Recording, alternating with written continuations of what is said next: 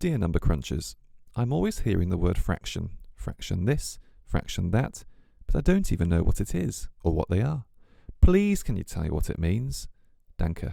Fritzi from Berlin. Okay, let's start with what we mean by the whole, as in a whole chocolate bar, or a whole pizza, or a whole lot of squares, or a number line going up to one whole. Now let's see what 1/2 of each of these items looks like. In each of these cases, the whole has been divided into 2 equal parts, and one of these parts has been selected. Take another look. Now, 1/4 of each of these items is going to be shown. Again, take a look. See what you notice. For each one, the whole has been divided into 4 equal parts, and one of these parts has been selected, 1/4. What happens if the whole has been divided into 4 equal parts and 3 of these parts have been selected? Let's take a look.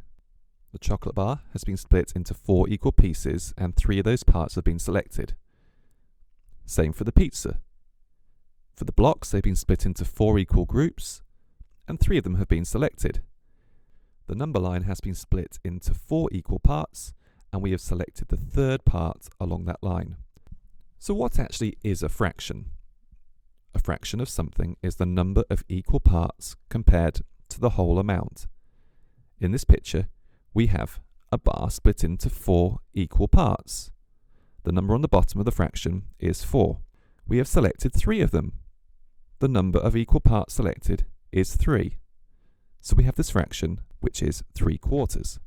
One final thing to note, that number that's on the top has a special name. That's called the numerator.